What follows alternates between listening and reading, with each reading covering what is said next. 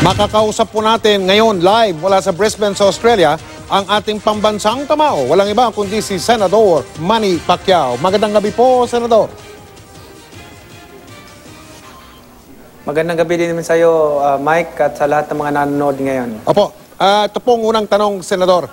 Ano magiging kaibahan nitong laban ninyo ni Jeff Horn sa darating na linggo? Doon sa mga nakaraan yung laban, Senador. Ang kakaibahan nito dahil nakikita ko mas maraming fans si Jeff Horn at saka undefeated at kailangan nating ipakita na kaya pa nating tumalo ng mas bata sa atin. Nabanggit niyo po yung mga fans si Jeff Horn. 50,000 katao daw, minimum, ang manonood sa inyo sa linggo, live. Ito ba ay may epekto sa inyong tinatawag itong hometown na mga manonood na ito sa linggo, Senador? Ang akala nila advantage na sa kanila dahil 50,000 audience ang manonood, magsusupport sa kanya. Pero alam mo, ang hindi nila alam na mas paborito sa kung ako tatanungin mo, mas gusto ko yung maraming fans yung kalaban ko dahil mas nagiging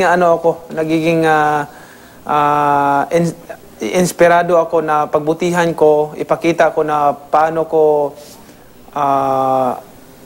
galingan at paglaruan yung fighter nila. Okay, Senador, marami po ang nagsasabi, ang nagtatanong, baka ang magiging kaibahan daw nito, ay alam namin ayaw nyo na nagkukumit tungkol sa mga bagay na ganito, pero ang magiging malaking kaibahan daw ay sa linggo, magkakaroon daw po ng knockout, ang tutumba raw ay si Jeff Horn, Senador. Anong reaksyon nyo dyan? Wala akong prediction sa fight na ito dahil sa akin hindi naman talaga ako nagpipredict sa fight. Gagawin natin ang lahat ng ating makakaya. Si Lord ang bahala.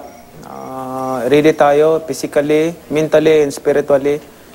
Wala tayong problema. So, nasa kamay ni Lord, bigyan tayo niya ng lakas sa Sunday. Opo. Senador, kasama natin ngayong gabi dito si Vicky Morales, ha? Ito, magtatanong po siya sa inyo, Senador. Salamat po. Good evening, Senator. May po muna. Na-text daw kayo ng text habang nagpe-press con. Good evening. Oh, may nagsabi, text raw kayo ng text habang nagpe-press con kasama si Jeff Horn. Sino po kaya ang ka-text nyo nun?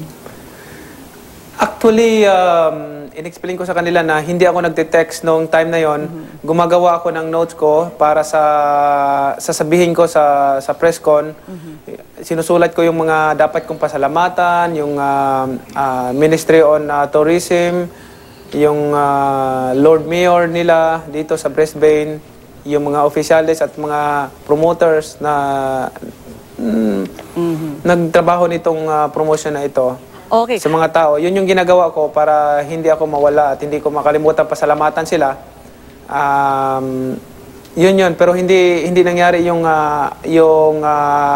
process ng press ko na katulad ng ginagawa natin usually na magsasalita ka sa podium. Okay. Eto, may laban po sina Floyd Mayweather Jr. at MMA champion Conor McGregor. Pag may humamon po ba sa inyo na MMA fighter din, kakasaba kayo?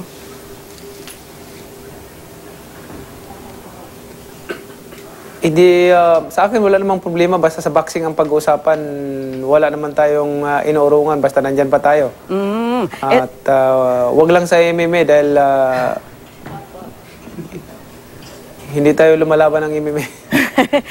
Talagang magpa-practice muna tayo ng matagal.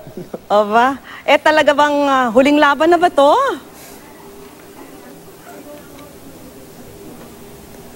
Hindi natin masabi, no? Hindi natin masabi na huling laban o ano. Alam mo, pangarap ko na magkaroon ako ang huling laban ko sa Pilipinas ganapin para mapanood ng live ng mga kababayan natin. Abangan natin kung sino yon. Maraming salamat sa inyo, Pambansang Kamao, Senator Manny Pacquiao, live mula sa Brisbane, Australia. Maraming salamat sa iyo, Vicky and Mike. Thank you. Good luck.